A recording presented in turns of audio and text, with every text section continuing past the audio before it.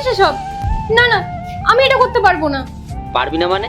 তুই পারবি না, তোর ঘাড় পারবে। দেখ, তুই কেন বুঝতে চাইছিস না? আমার হাজবেন্ড যদি জানতে পারে তাহলে জানি না ও আমার কি অবস্থা করবে। আমি এক্ষুনি তোর বাড়ির ভিতরে আসছি। তোর সোসাইটির নিচেই আছি আমি। আমি সবকিছু সবার সামনে ফাঁস করে দেবো, তারপর দেখি তুই কি করিস।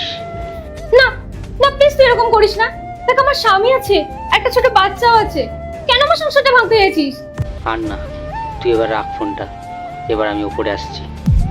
না না, প্লিজ তুই ওপরে আসিস না। তুই দাঁড়া, আমি দেখা করছি তোর সাথে।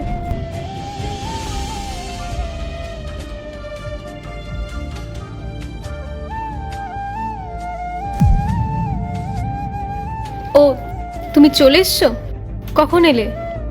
হ্যাঁ, চলে এসেছি। কি ব্যাপার, এত ঘামছো কেন?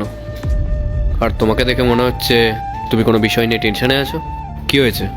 কই না তো, আসলে খুব গরম পড়েছে তো, তাই আর কি।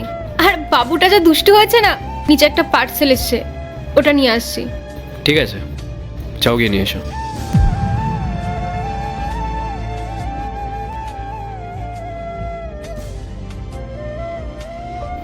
কেমন আছিস শ্রেয়া? তুই তো আমাকে ভুলেই গেছিস।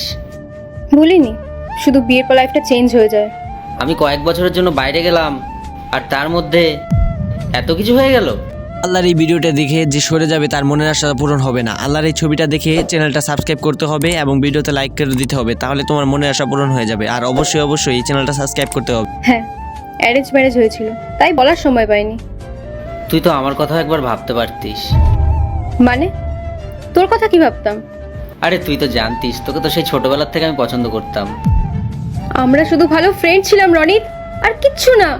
আমি তো তোকে প্রপোজও করেছিলাম। রিজেক্ট করে দিয়েছিলাম। রনিত, তুই বুঝতে পারছিস না কেন? আমি তোকে শুধু ভালো ফ্রেন্ডই ভাবতাম, এর থেকে বেশি কিচ্ছু না।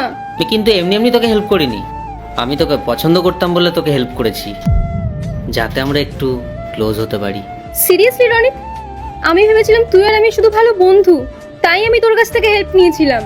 আমি যদি জানতাম না রনিত যে তুই তোর এই সেলফিশ রিজনের জন্য আমাকে হেল্প করেছিস, তাহলে তোর কাছ থেকে আমি কোনোদিন হেল্প নিতামই না।